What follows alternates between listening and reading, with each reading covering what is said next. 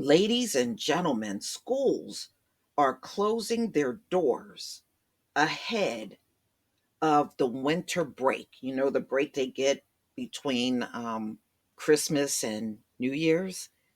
Well, a lot of schools are just closing. Many of them closed this week, and they were really supposed to close next week, this coming week. And this is actually spreading all around the country because of the pandemic. These schools can't control much of anything, and they are still battling a teacher shortage, a staff shortage, a shortage of even the food coming into the cafeterias.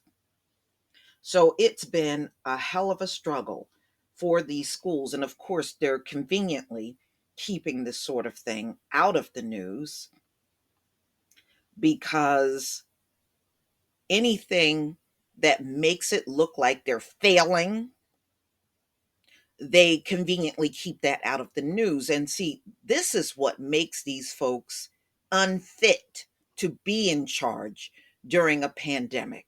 They're more worried about appearance and their fear of losing everything instead of doing the right thing. That is just not in them.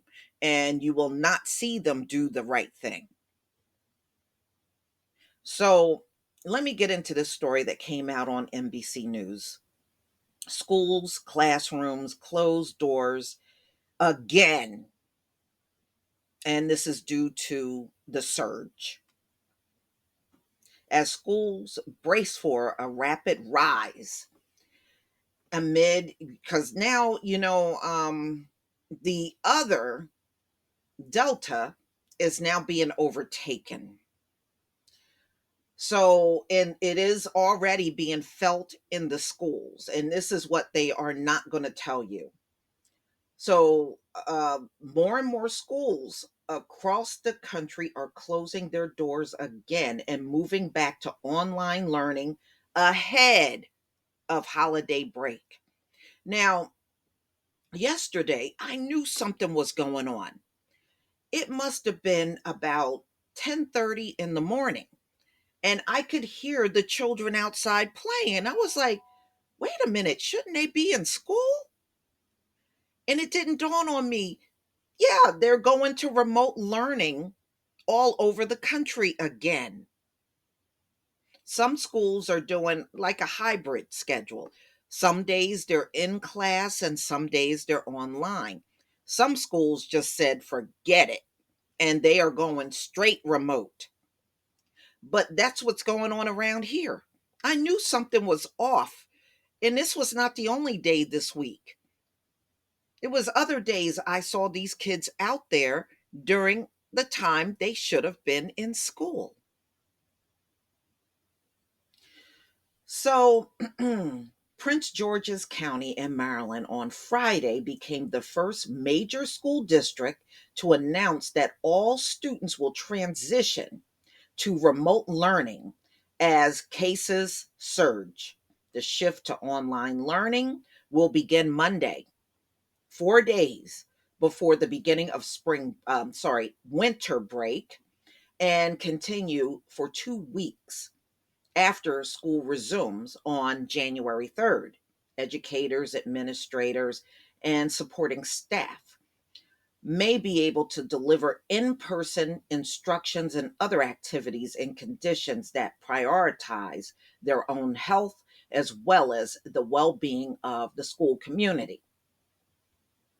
Monica Golson, the CEO of the county public schools, said in a letter to the community, the increased positivity rates have significantly challenged the ability to do so, causing anxiety among many schools and disrupt the school day. New York City. Now, I read an article last night. There are people in New York demanding the governor to shut the state down again. And the governor right now is refusing. but she is being pressured to shut it down because it's really getting bad there. So in New York City, the Department of Education closed 859 classrooms, quadruple the number of a month ago. And another 2,500 were partially closed as newly reported infections rose sharply in the city. The average is 2,899 confirmed cases each day over the past week.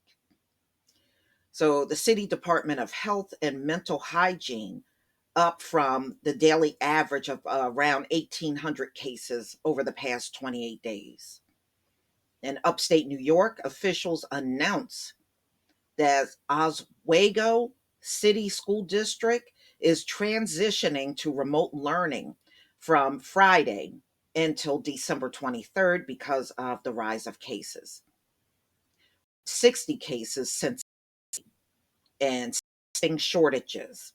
In Missouri on Monday, South Nodaway School Board voted to cancel the rest of the fall semester and resume on January 3rd after, of course, surges within the school and district wide worker shortages. All right, and St. Roch Catholic School in St. Louis said it would move virtual classes this week and return after the winter break because too many students and teachers are sick. Some schools are doing what they can to blunt the latest wave. In New Orleans, the public school system this week mandated they want the students to get jabs up to 5 years old. Wow. So, look like they are trying to keep everything open, but even it's becoming difficult there. So they're focusing on students getting the jab. Closures come as President Joe Biden's administration unveiled a new strategy using increased testing to keep children in classrooms. The strategy announced Friday includes a test to stay approach where instead of mandatory quarantines for unjabbed students identified as close contacts of, well, they're not necessarily the only ones that got to test positive. I mean, y'all need to get off of that mess for real, because that's not what's happening with Omicron at all. Administration is seeking head major, so they're planning ahead. They're anticipating major disruptions in schools. They're expecting this. They're expecting this, from now on and all through the winter. They're expecting major disruptions in schools. Schools are particularly vulnerable with just 18% of kids 5 to 11. They said that those are only 18% of the student body are jabbed. So this week, the US passed a grim milestone of 800,000 that have perished. So, y'all, those of you that got children in school, you better be prepared for anything to happen. I mean, these schools are already telling you they're anticipating all kinds of disruptions. So even after they return back, you can count on many of them closing down again and going virtual, and many of them going to a hybrid schedule, or some just, like I said, some districts are just saying the hell with it. It's too much burden. We're just going to go to remote learning.